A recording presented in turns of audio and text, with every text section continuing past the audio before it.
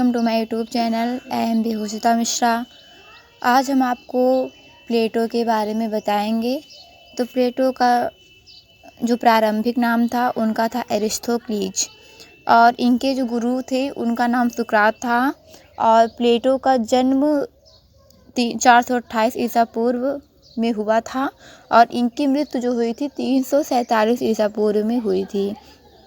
इनकी माता का नाम पेरिक्टोन था, इनके पिता का नाम अरिस्टोन था, शिष्य का नाम अरस्तु था। और इनकी जो पुस्तक थी उनका जो मुख्य ग्रंथ था वो था रिपब्लिक, जिसमें इन्होंने साम्यवाद के सिद्धांत का परीक्षण किया है। तो हम आज जानेंगे कि प्लेटो है कौन। इनके हम पहले बायोग्राफी जानेंगे, तो उसके बाद हम जानेंगे इनके साम्यवाद में इन्होंने क्या क्या बताया है। तो पहले हम जानेंगे इनकी बायोग्राफी क्या है। तो प्लेटो यूनान के प्रसिद्ध दार्शनिक थे, गणितज्ञ थे और सुकरात के शिष्य एवं अरस्तु के गुरु थे। पश्चिमी जगत की दार्शनिक पृष्ठभूमि को तैयार करने में इन तीन दार्शनिकों की बहुत ही महत्वपूर्ण भूमिका थी। प्लेटो को अफलातून के नाम से भी जाना जाता था। पश्चिमी जगत में उच्च शिक्षा के लिए पहली संस्था एकेडमी की स्थापना के श्रेय भी प्लेटो को ही जाता है। प्लेटो का मानना था कि दार्शनिक मत वाले व्यक्ति बाहरी सीमाओं और सौंदर्य सत्य, एकता और न्याय के सर्वोच्च मानसिक सीमाओं का संकेत देता है। अब हम इनका जानेंगे, इनका जो प्रारंभिक जीवन कैसा था, अब हम इस बारे में जानेंगे। प्लेटो के प्रारंभिक जीवन और शिक्षा के बारे में बहुत कम जानकारी उपलब्ध है। दर्शन शास्त्री का जन्म एथेंस के एक समृद्ध और राजनीतिक परिवार में हुआ था। उनका जन्म एथेंस में 429 ईसा पूर्व में हुआ था और उनके पिता एरिस्टो थे। प्लेटो का जन्म एथेंस के समीपवर्ती इजीना नामक द्वीप में हुआ था। उसका परिवार सामंत वर्ग से था। उसके पिता अरिस्टोन तथा माता पेरिक्टोन इतिहास प्रसिद्ध कुलीन नागरिक थे। प्लेटो इस अकादमी का अंत तक प्रधान आचार्य बना रहा। अपने शिक्षक सोक्रेट्स और अपने सबसे प्रसिद्ध विद्यार्थी अरिस्टोटल के साथ प्लेटो ने पश्चिमी दर्शनशास्त्र और विज्ञान की भी स्थापना की थी। एक बार अल्फ्रेड ने कहा था कि यूरोपियन दर्शनशास्त्र परंपरा का सबसे साधारण चित्रीकरण हमें प्लेटो की बात टिप्पणी में दिखाई देता है। तो इनकी जो पुस्तकें थी हम उसके बारे में अब जानेंगे। इनके कौन कौन से इन्होंने रचनाएं की हैं, इनकी पुस्तकें क्या थी, इसको हम देखेंगे। द एपोलॉजी, द रिपब्लिक इनकी फेमस पुस्तक थी। Fado, the Crito, latches, lysis और चरमाइट्स, यूथ्रोपो, अयान आदि इनके जो पुस्तक के नाम थे ये सब। और इनका जो तथ्य था वो क्या था, 431 ईसा पूर्व से लेकर 404 ईसा पूर्व तक एथेंस और स्पार्टा के बीच हुआ था। विपरीत परिस्थितियों में बच्चों को भी कठोर शारीरिक शिक्षा से गुजरना अनिवार्य हो गया था। प्लेटो का शिक्षा सिद्धांत, प्लेटो के अनुसार न्याय क्या है, ये सब इन्होंने प्लेटो ने बताया था। तो अब हम जानेंगे कि प्लेटो के साम्यवाद के सिद्धांत का परीक्षण कैसे किया इन्होंने। तो प्लेटो का साम्यवाद सिद्धांत जो था वो दो मतों पर अध्ययन करता है।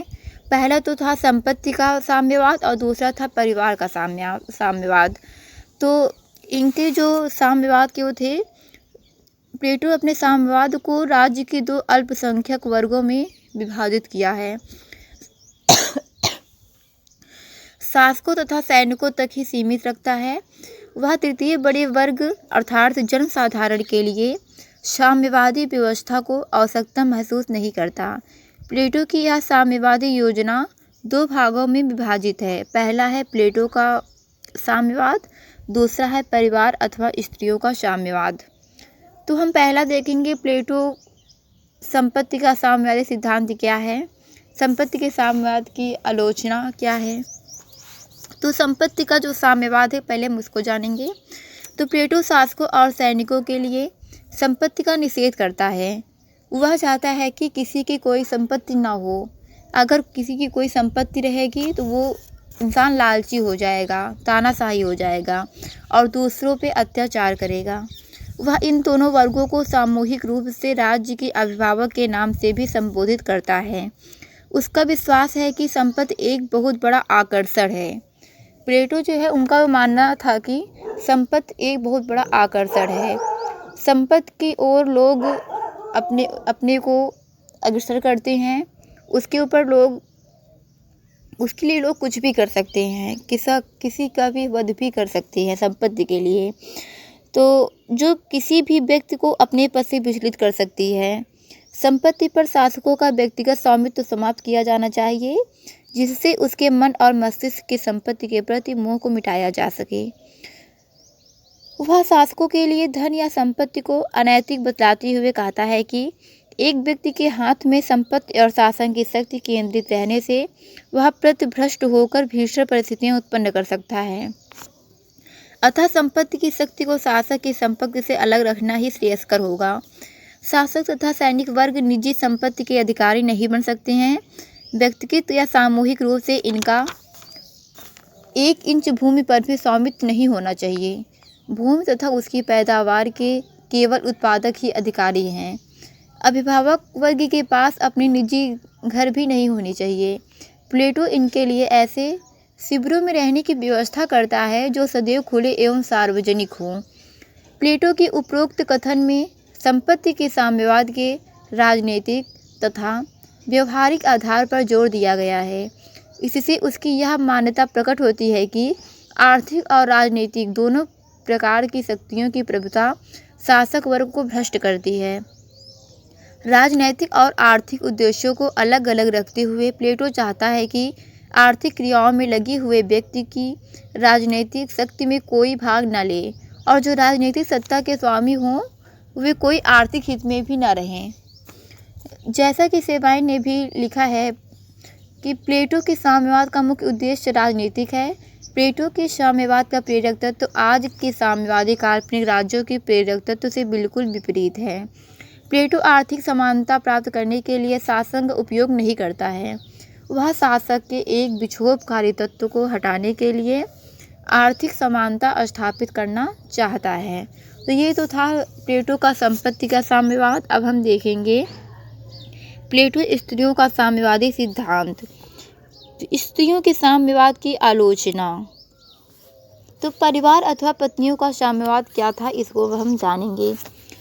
प्लेटो ने अभिभावक के लिए निजी संपत्ति का निषेध करने के साथ साथ उन्हें निजी परिवार का त्याग कर सारे राज्य को बृहत मानने के लिए कहा।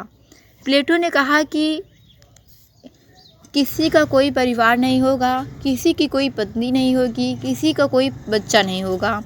सबकी पत्नी सबकी पत्नियां होंगी, सबके बच्चे सबके बच्चे होंगे और सबके पति सबके पति होंगे।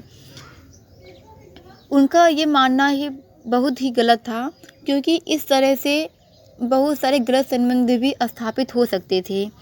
तो प्लेटो ने अभिभावक के लिए निजी संपत्ति का निषेध करने के साथ साथ उन्हें निजी परिवार का त्याग कर सारे राज्य को अपना बृहत मानने के लिए कहा। इसमें प्लेटो का उद्देश्य यह था कि शासन और सैनिक वर्ग कंचन के समान कामनी के मोह से भी मुक्त होकर अपने कर्तव्य की उपेक्षा न करें। प्लेटो का मत है कि परिवार का मोह धन के मोह से अधिक प्रबल होता है और मनुष्य इसके लिए अनेक प्रकार के अनुचित और अनैतिक कार्य करने के लिए भी तैयार हो जाता है। सेबाइन के शब्दों में संपत्ति की भांति ही प्लेटो विवाह का भी उन्मूलन करता है। यह भी उसका यही उद्देश्य है। प्लेटो का विचार है कि मोह पारिवारिक स्नेह बंधनों के कारण जन्मता है। यदि शासक परिवार के प्रति अनुकरण होंगे तो वे राजकाज की ओर पूरा ध्यान नहीं दे सकेंगे। संतान संबंधी चिंता व्यक्ति को स्वार्थी एवं संकीर्ण बनाती है। यह संपत्ति आकांक्षा से भी अधिक घातक है। घरों पर बच्चों की शिक्षा दीक्षा का पूरा प्रबंध नहीं हो सकता। घरों की शिक्षा को इस योग्य नहीं बना सकती कि वे राज्य की पूरी निष्ठा के साथ सेवा कर सके। पुनः सेबाइन के ही शब्दों में विवाह के संबंध में प्लेटो का एक और भी उद्देश्य था। पुरुष प्रायः बड़ी लापरवाही से संभोग करते हैं। इस तरह की लापरवाही घरेलू जानवरों तक में भी नहीं पाया जाता है। किसी भी जाति की उन्नति तभी हो सकती है जब तक स्त्री पुरुषों की संभोग क्रिया नियंत्रित हो और केवल कुछ चुने हुए स्त्री पुरुषों को संभोग करने और संतान उत्पन्न करने की अनुमति दी जाए। संक्षेप में कहा जा सकता है कि प्लेटो ने परिवार या पत्नियों के साम्यवाद की योजना निम्नलिखित 3 कारणों से प्रस्तावित की है। पहला है कि वह परिवार के घातक एवं संकीर्णतावादी क्षुद्र प्रभावों से अभिभावक वर्ग को मुक्त रखना चाहता है। दूसरा है वह नारी की मुक्त तथा समानाधिकार का पक्षपाती था। तीसरा है कि उसमें संतान प्राप्ति के लिए प्रजनन शास्त्र की दृष्टि से प्लेटो को यह व्यवस्था वांछनीय प्रतीत होती है। ये प्लेटो के स्त्रियों का साम्यवादी सिद्धांत था। अब हम आगे देखते हैं प्लेटो का शिक्षा सिद्धांत। प्लेटो ने अपनी शिक्षा सिद्धांत को 2 भागों में डिवाइड किया है। पहला है एथेंस की शिक्षा प्रणाली, दूसरा स्पार्टा की शिक्षा प्रणाली। एथेंस में बौद्धिक शिक्षा और स्पार्टा की शिक्षा में सैनिक शिक्षा। ये प्लेटो की शिक्षा प्रणाली है। तो प्लेटो का जो शिक्षा सिद्धांत था, प्लेटो का मानना था कि एक आदर्श राज्य में न्याय की प्राप्ति हेतु समाज में शिक्षा का प्रचलन बेहद महत्वपूर्ण है, जिसके द्वारा समाज में भातृभाव एवं एकता की भावना का जन्म होता है। प्लेटो अपने जीवन काल में शिक्षा के महत्व को सामान्य नागरिकों तक पहुंचाने का सफल प्रयास किया है। प्लेटो ने अपनी शिक्षा योजना का निर्माण 2 महत्वपूर्ण सिद्धांत के द्वारा किया था, जो कुछ इस प्रकार हैं। एथेंस की शिक्षा पद्धति और स्पार्टा की शिक्षा पद्धति। और हम देखेंगे कि एथेंस की शिक्षा पद्धति में क्या था। तो एथेंस की शिक्षा पद्धति के अंतर्गत केवल समृद्ध वर्ग के लोगों की ही शिक्षा प्रदान की जाती थी। इस प्रकार की शिक्षा पद्धति सरकार द्वारा संचालित नहीं किए जाते थे। एथेंस की शिक्षा प्रणाली को 3 रूप में बांटा गया है। पहला है प्राथमिक शिक्षा, माध्यमिक शिक्षा, तृतीय स्तरीय शिक्षा। जो प्राथमिक शिक्षा थी वह 6 वर्ष से स्टार्ट होती थी। अब हम देखें कि स्पार्टा की शिक्षा पद्धति क्या है। स्पार्टा की जो शिक्षा पद्धति है पूर्णतः सरकारी थी। स्पार्टा की शिक्षा पद्धति में अमीर और गरीब सभी को शिक्षा प्रदान की जाती थी तथा महिलाओं को भी शिक्षा का अधिकार प्राप्त था। तो ये स्पार्टा की शिक्षा व्यवस्था थी, ये सरकारी थी। इसमें किसी भी प्रकार का धन व्यय नहीं किया जाता था। जो गरीब थे, अमीर थे, सबको एक समान शिक्षा प्रदान की जाती थी। तो दोस्तों, अगर आपको मेरी वीडियो अच्छी लगी हो तो आप इसको लाइक, शेयर एंड सब्सक्राइब कीजिए। Thank you.